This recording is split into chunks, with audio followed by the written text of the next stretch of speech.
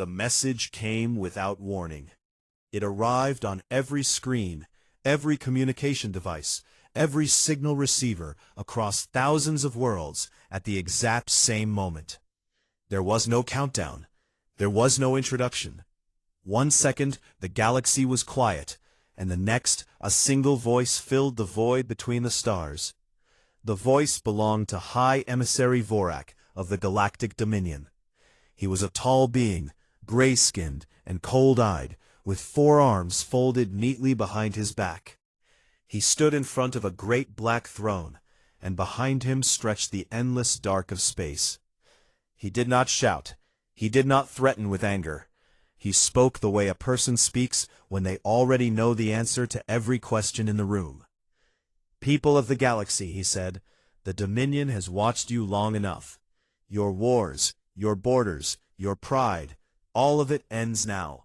You have 90 cycles to lay down your weapons, open your governments, and submit to Dominion rule. Those who obey will be protected.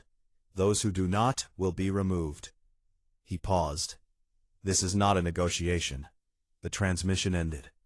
For a moment, the galaxy was completely silent. Then, the panic began.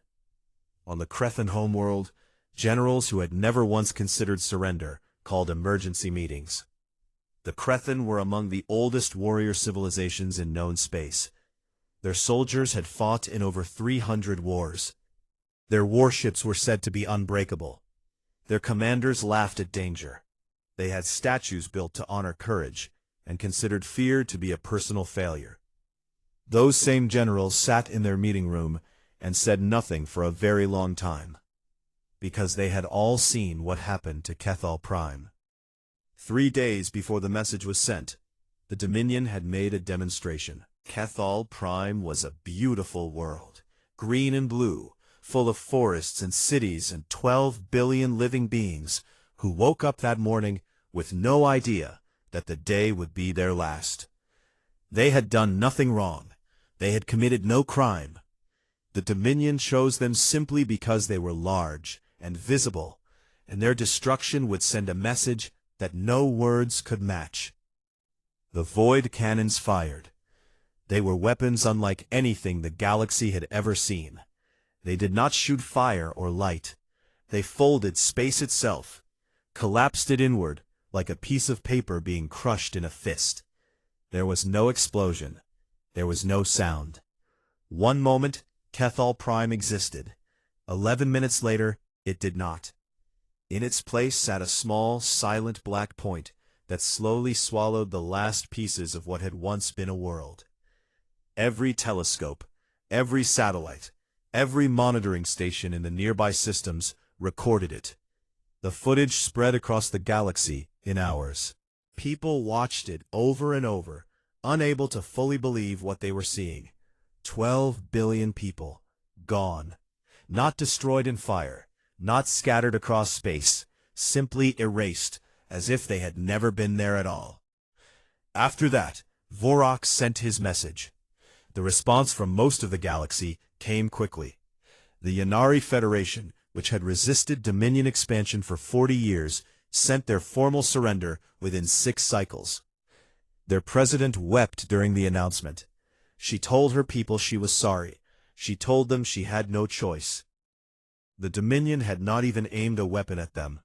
The footage of Kethal Prime had been enough. The Brellian Collective, a union of 8 species that had built their entire identity around independence, voted to submit. The vote was not close. Almost everyone chose survival. The few who voted to fight were not angry. They were simply quiet and sad, and they understood why their side had lost the vote before it even started. The Crethan Empire held out longer than most. Their generals argued for 2 full weeks. They studied the void cannon footage. They ran calculations. They modeled battle scenarios. At the end of all of it, their supreme commander, a being named Aerith, who had personally led forces in 9 wars and never retreated once in his life, stood before his council and said 4 words. "We cannot win this." He did not say it with shame. He said it the way a surgeon tells a family the truth.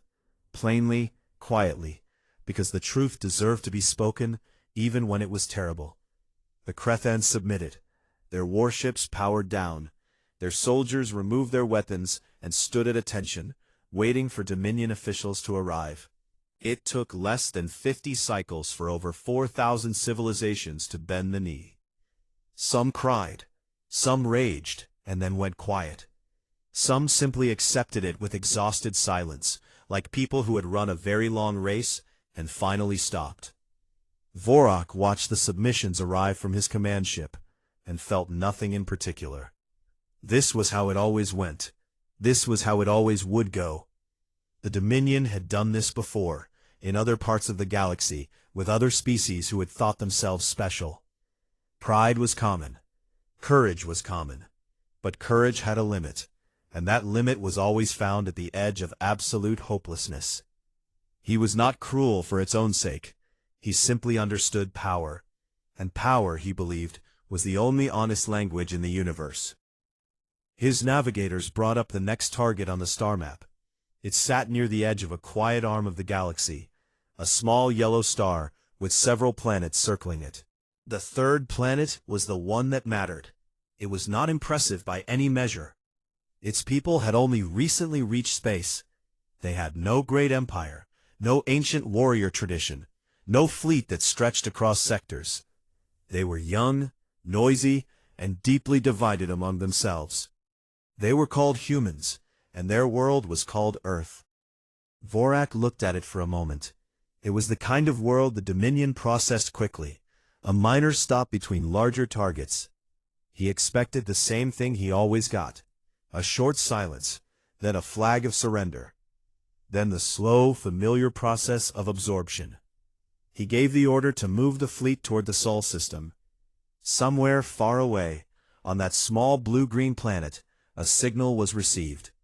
Screens lit up in government buildings. Translators worked through the night. People gathered in front of displays and read Vorak's words in their own languages, in dozens of different tongues, and felt the weight of those words press down on them like something physical. The footage of Kethal Prime played on every channel. People held each other, people cried, people stared out windows at the night sky with wide, frightened eyes, knowing that somewhere out there, in that same dark sky they had once looked at with wonder, something terrible was already moving toward them. The whole galaxy had answered. Now it was Earth's turn. The United Nations building in Geneva had never been so full. Every seat was taken. Ambassadors, generals, scientists, and heads of state had traveled through the night to be there. The air inside the great chamber felt tight, like the moment before a storm. People spoke in low voices, and even those low voices sounded afraid. On the main screen at the front of the room, the footage from Kethal Prime played on a loop. Nobody asked for it to be turned off. Nobody could look away from it either. At the long table in the center of the chamber sat Secretary General Mara Osei. She was a small woman, quiet in the way that deep rivers are quiet, still on the surface but moving fast underneath. She had led the United Nations for 6 years, through floods, famines, and 3 near wars between major powers. She had gray in her hair and steady hands, and dark eyes that did not look frightened, even now. Around her, everyone else looked frightened. The Crethan ambassador was a towering being named Gorath Vel, who stood nearly 3 meters tall and wore the ceremonial armor of his people's oldest military order. He had been introduced to Secretary General Osei 2 years ago, and at the time, he had looked at the humans in the room the way a grown adult looks at children, not unkindly, but with the clear understanding that they were very small and very new to the universe. Now he crossed the room to her table, lowered himself slowly onto one knee, and looked up at her with eyes that were wet. "Please," he said. His voice, which was normally as deep as rolling thunder, had gone rough and quiet. "Do not do what I think you are going to do. Submit. It is not weakness. It is sense. There is no shame in surviving. We have seen what they did to Kethal Prime, and we understand what they are willing to do. She paused. Our answer is no. That was all. She stepped back from the podium and returned to her seat. The silence that followed was the loudest silence most people in that room had ever heard. In Dominion space, Vorak received the translation and read it twice. Then he made the sound his species made when something genuinely surprised them. A short, sharp click, deep in the throat. He had received many unusual responses in his career, but never this. Never 2 words, delivered without drama, without anger, without tears. Just a plain, clean refusal, the way a person declines a cup of tea.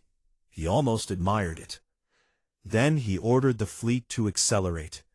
What neither Vorak nor any other species in the galaxy knew, what no one outside a very small and very careful group of humans had been told, was that Earth had been preparing for this moment for a long time.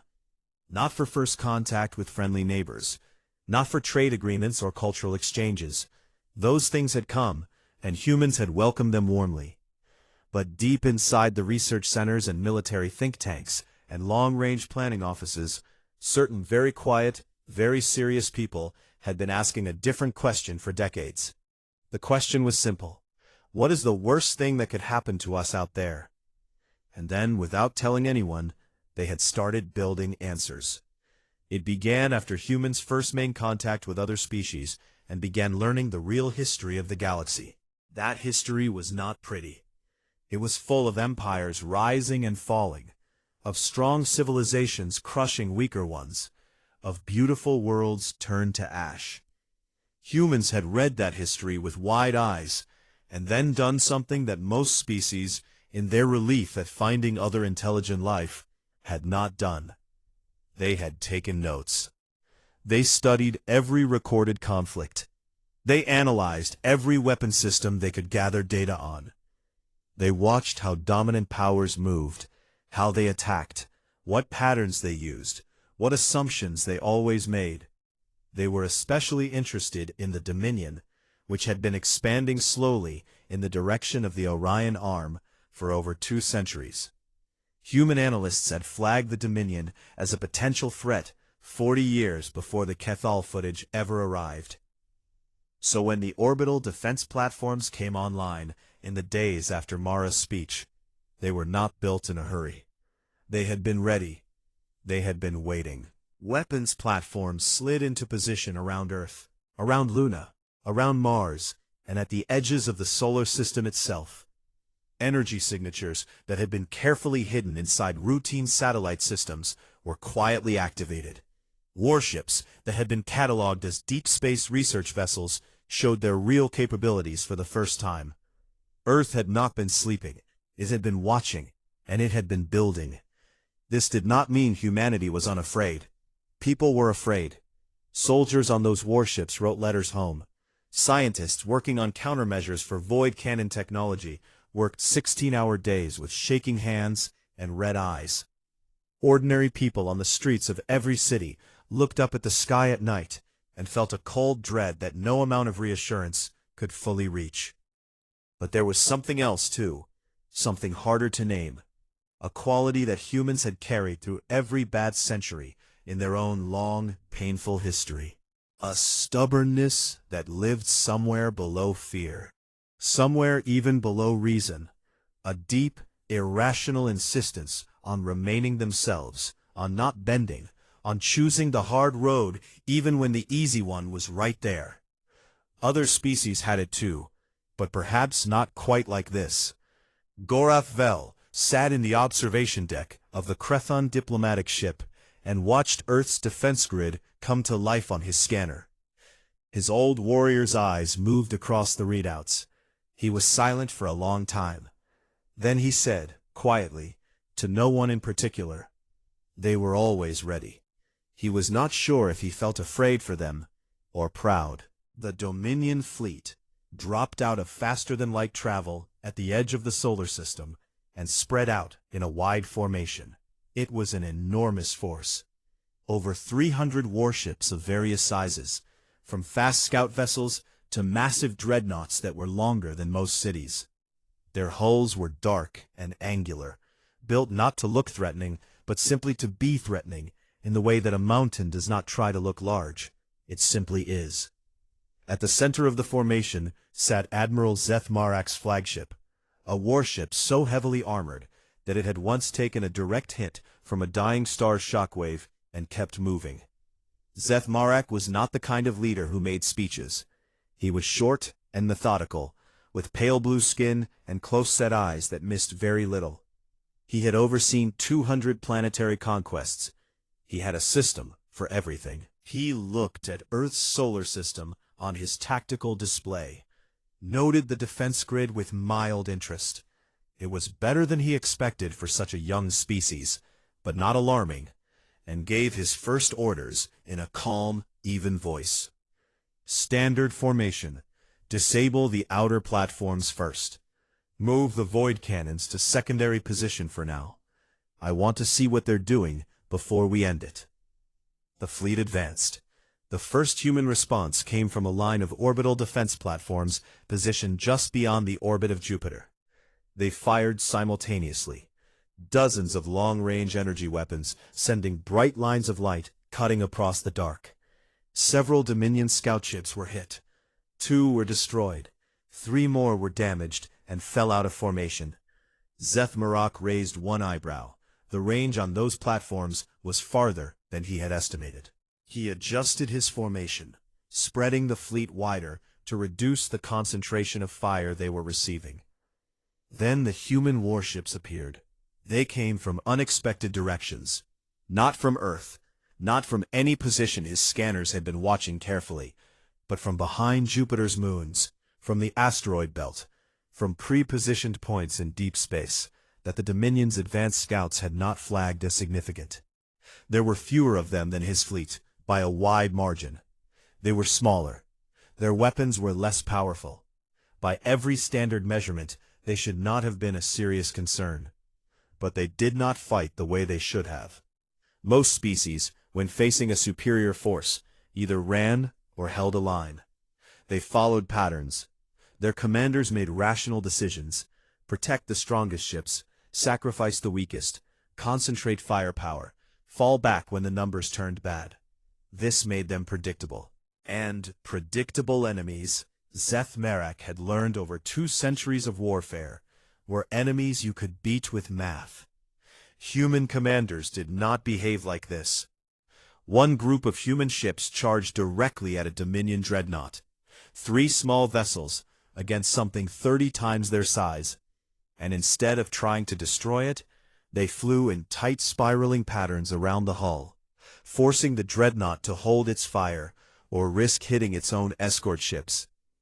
Another human squadron retreated at full speed, drawing 2 Dominion battle groups away from the main fleet, leading them into a dense field of objects in the asteroid belt.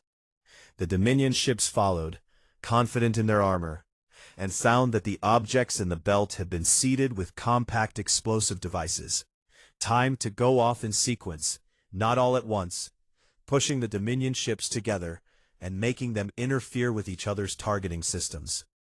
It was messy. It was not how anyone was supposed to fight. Zeth Marak stood at his command station and watched his tactical display with the first hint of real attention he had given an enemy in years.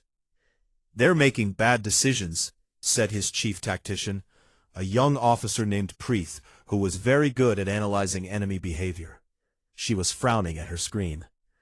"But the bad decisions are working. I can't build a prediction model. Every time I think I know what they're going to do next, they do something else." "They're not making bad decisions," Zeth Marak said quietly. "They're making unexpected ones. There's a difference." He ordered the void cannons forward. 3 human ships were destroyed in seconds. Not damaged. Gone. Just like Kethal Prime had been gone. Collapsed into nothing by the folding of space. It was meant to break the human fleet's will, to create the moment of despair that always came when an enemy finally understood it could not win. The human fleet did not break. Instead, something strange happened.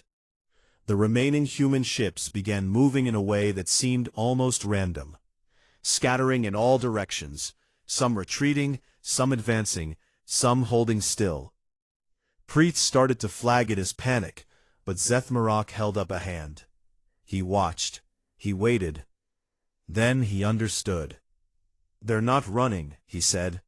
"They're recording. Every void cannon firing position, every charge cycle, every targeting signature." He felt something he had not felt in a long time, a cold, crawling awareness at the back of his mind. They came here to learn. He ordered a full withdrawal before the human forces could consolidate. It was the first time in 812 years that a Dominion fleet had retreated from a first engagement with a new enemy. Across the galaxy, every species that was monitoring the battle went completely still. The numbers coming from the human solar system didn't make sense. A young, isolated species with a fraction of the Dominion's firepower had not only survived first contact with that fleet, they had made it retreat. On a refugee station near the edge of Crethan space, a group of soldiers who had survived the fall of 3 different worlds sat together around a dim screen and watched the data coming in from the Sol system. They were tough beings who had long since stopped expecting good news from anywhere. One of them, an older soldier with deep scars across his face, stared at the readouts for a long time without speaking.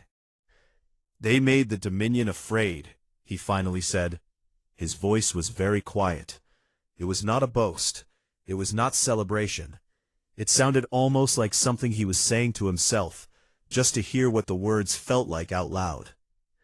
No one answered him, but every single person in that room sat up a little straighter. 2 years passed.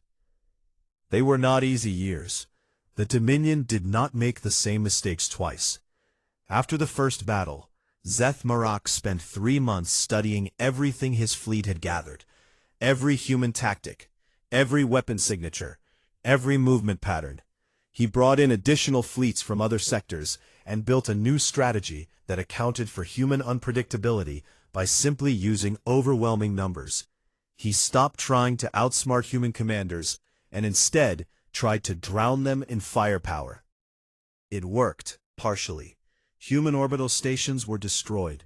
3 cities on Earth's surface were hit by long-range bombardment, leaving craters where neighborhoods used to be. Millions of people died. The space station above Mars was captured, its crew taken prisoner. Supply lines between human forces were cut again and again.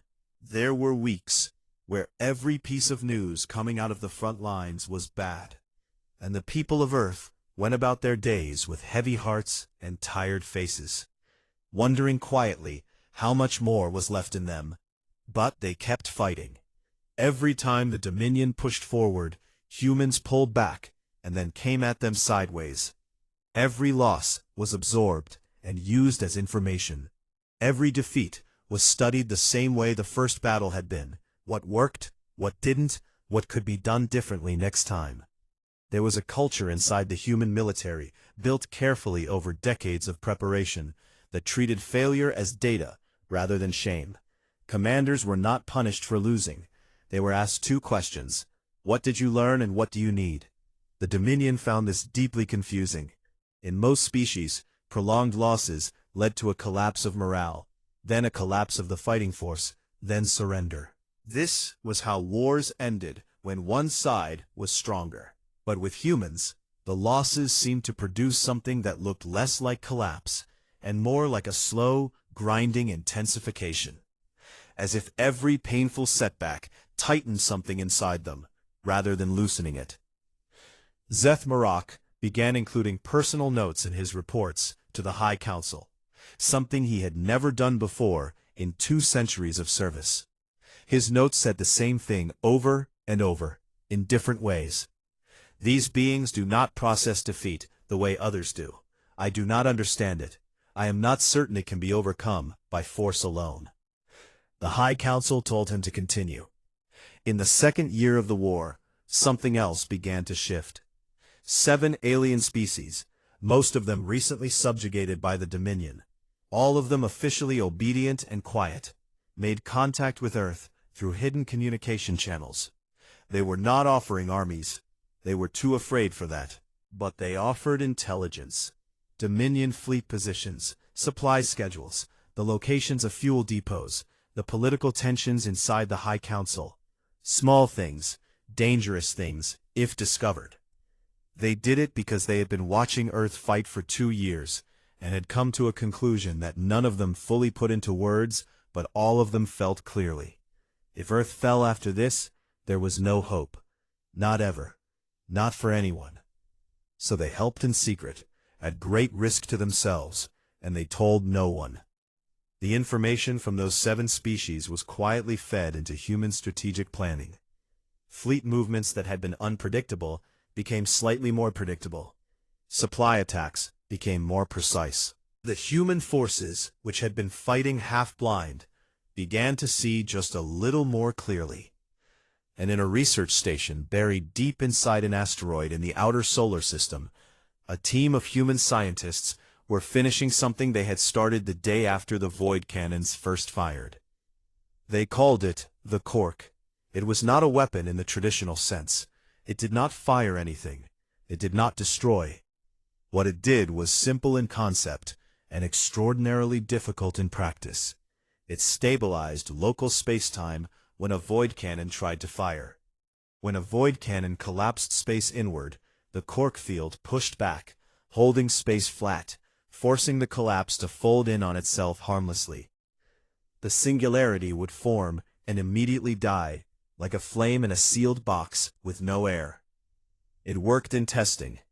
Then it worked at small scale in a live combat trial, destroying 1 void cannon shot in the outer belt. Then the team spent 6 months building enough units to matter. The delivery came in a battle near Mars that both sides knew would be decisive. Zeth Marak had gathered the largest fleet the Dominion had committed to the campaign. 40 dreadnoughts, over 200 support ships, and 12 void cannon platforms. He intended to end the war in 1 engagement. Earth had resisted long enough. The cost of continuing was becoming a political problem back home. He would crush the remaining human fleet, destroy the defense grid, and bring the planet to its knees. Human forces met them in the Mars corridor, the stretch of space between Earth and the Red Planet, where both sides had fought before. The human fleet was outnumbered and visibly damaged, ships patched together with repairs that were functional but not clean. They looked like survivors, because they were. The battle began. Dominion void cannons charged and fired. The shots folded in on themselves and died. The Dominion captains fired again. Same result. They checked their systems. No errors, no malfunctions. Everything was working. They fired a 3rd time. Nothing. Zeth Marak stood at his command station and felt the bottom fall out of everything he had built this campaign on. "The void cannons are being neutralized," Preet said. Her voice was barely above a whisper. "All of them, at once. I don't know how." The human fleet, which had been waiting for exactly this moment, moved. Every reserve human ship that had been hidden, behind Mars, behind its moons, behind pre-positioned debris fields, came forward at once. Every weapon that had been held back, every tactic saved for this moment, was used in 1 clean, coordinated rush. 3 Dominion super dreadnoughts, ships that had never in recorded history been seriously damaged by any enemy, were hit from multiple angles simultaneously. Their hulls buckled. Their engines went dark. They drifted. Human boarding teams reached them before they could recover. For the first time in history, Dominion soldiers were captured. When the news reached the High Council, the chamber was silent for a very long time. These were beings who had ruled a quarter of the galaxy for centuries. They had never needed to fear anything. They had built their entire civilization on the understanding that they were the strongest thing in the known universe, and that this fact was simply permanent, as fixed and certain as gravity. They sat in their silence and searched for the right word for what Earth had become to them. They went through words like problem and obstacle and complication. None of them fit. The word they kept coming back to, the one that none of them wanted to say out loud, was something much older and much worse. It was the word they used for things they could not control. The ceasefire flag was white, which was a human custom. The Dominion did not use white flags. In their tradition, a request for parley was signaled by a specific sound, a deep, low tone broadcast on an open channel. But the message that arrived at Earth's command station used the human custom, which told Mara Ose one thing immediately. Someone on the Dominion side had done their homework on human culture, and someone was nervous enough to use it. High Emissary Vorak arrived above Luna on a single diplomatic vessel, flanked by 2 small escort ships that had been stripped of all weapons as proof of good faith. He carried documentation from the Dominion High Council, giving him authority to negotiate. He was composed when he stepped off the shuttle and entered the neutral station that had been prepared for the meeting. His gray skin was smooth, and his 4 arms were clasped neatly behind him, exactly as they had been in the transmission that had terrified the galaxy over 2 years ago. But his eyes were different. Mara Ose noticed it immediately. She had spent 30 years in diplomacy, and she knew how to read the eyes of beings who were carrying something they hadn't admitted yet. Vorak's eyes carried the particular look of a person who has spent a long time being the most powerful presence in any room, and has very recently discovered that this is no longer true. She did not point it out. She simply shook his hand, another human custom he accepted without comment, and showed him to his seat. The room was simple: a long table, 2 chairs, a window that looked out at Earth below, blue and white and quiet from this distance. There were no military officers present, no guards, no generals, no rows of important faces there to witness a historic moment. Mara had chosen that deliberately. This was not a moment she wanted staged. It was a conversation, and she intended to have it plainly. Vorak opened with the offer the High Council had prepared. It was, by any reasonable measure, generous. Humanity would receive full membership in the Dominion as a partner civilization, not a subject, not a tributary, but a recognized equal. They would keep their military. They would keep their government. The Dominion would leave the Sol system entirely and acknowledge human sovereignty. In exchange, the war would end, no further action would be taken, and both sides would move forward. He presented it as magnanimity, as a wise and mature resolution offered by a civilization secure enough in its own strength to share power when sharing power made sense. He had rehearsed it several times on the way over. He thought it was a good offer. Mara listened to all of it, without interrupting. When he finished, she was quiet for a moment, looking at her hands folded on the table. Then she reached beside her chair and placed a document on the table between them. She slid it toward him slowly. Vorak looked down at it. He read the first page, then the second. His expression did not change on the outside, but something behind his close-set eyes shifted, like a stone moving in deep water. It was not a treaty of partnership. It was a list of terms, written in the calm, orderly language of people who had thought carefully about what the future needed to look like. The tribute system that the Dominion used to drain resources from thousands of worlds was to be dissolved completely. Every species currently living under Dominion subjugation was to be recognized as free, their governments returned to them, their autonomy restored without condition. All void cannon technology, every weapon of that type, every blueprint, every facility capable of producing one, was to be dismantled and independently verified as destroyed. A new governing body for the galaxy was to be established, built on equal representation, in which the Dominion held no special authority and no right of veto.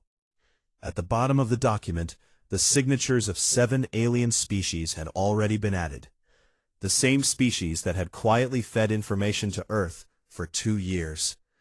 Their names were there in ink, which meant they had already chosen a side publicly, which meant they were past the point of hiding.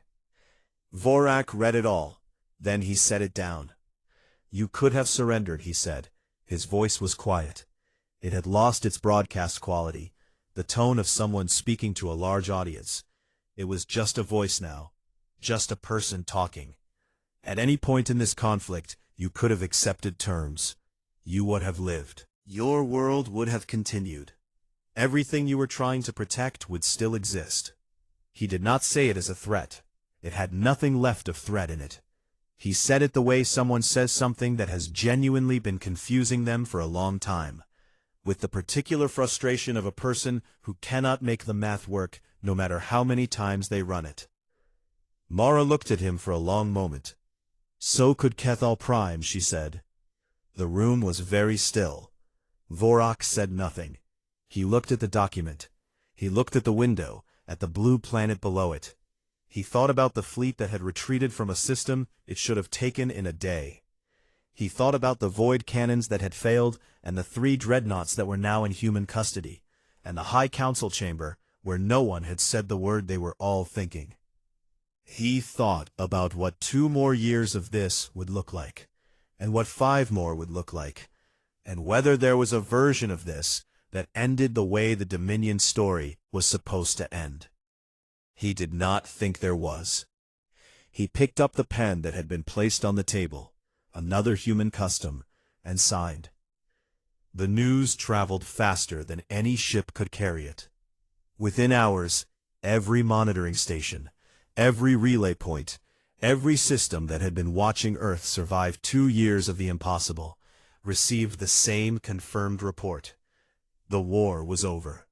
The Dominion had signed. The tribute system was ending. The subjugated worlds were free.